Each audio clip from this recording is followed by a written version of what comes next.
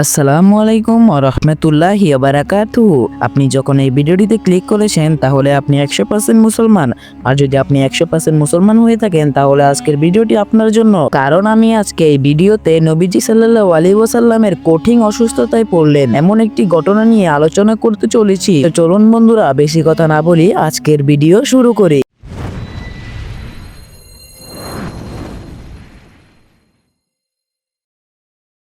একটি সময়ের কথা, নবীজি সাল্লাল্লাহু আলাইহি ওয়াসাল্লাম এমন এক কঠিন অসুস্থতায় পড়লেন যা তাকে গভীরভাবে ক্লান্ত এবং দুর্বল করে তুলেছিল।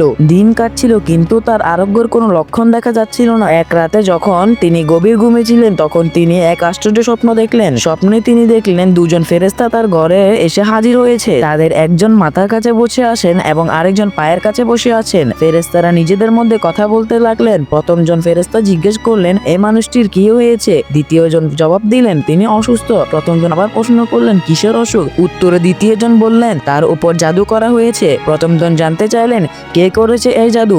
উত্তর এলো, একজন ইহুদি ব্যক্তি যার নাম লাবিদ ইবনে আসাম। প্রথম জন বললেন, জাদু করা হয়েছে কিভাবে?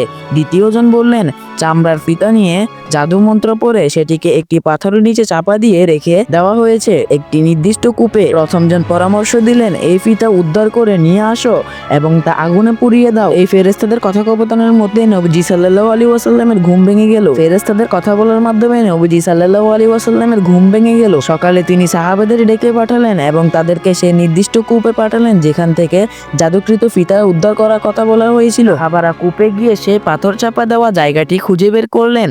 যখন তারা ফিতাটি বের করলেন তখন দেখা গেল ফিতাটির মধ্যে সুতা পেঁচানো রয়েছে। সুতাটিতে একের পর এক মোটা 11টি গিঁট বাঁধা ছিল। এই ঘটনার পিছনে আল্লাহ সুবহানাহু ওয়া তাআলা নবীজি সাল্লাল্লাহু আলাইহি ওয়াসাল্লামকে সাহায্যের জন্য দুটি বিশেষ সূরা নাজিল করলেন, সূরা ফালাক এবং সূরা নাস। নবীজি সাল্লাল্লাহু আলাইহি ওয়াসাল্লাম সূরা ফালাকের একটি আয়াত পড়তে লাগলেন। প্রতি আয়াত পড়ার সঙ্গে সঙ্গে একটি করে গিঁট খুলে যেতে লাগলো। এরপর তিনি সূরা নাস পড়া শুরু করলেন। সূরা নাসের প্রতিটি আয়াতের সাথে সাথে খুলে যেতে লাগলো বাকি গিঁটগুলো।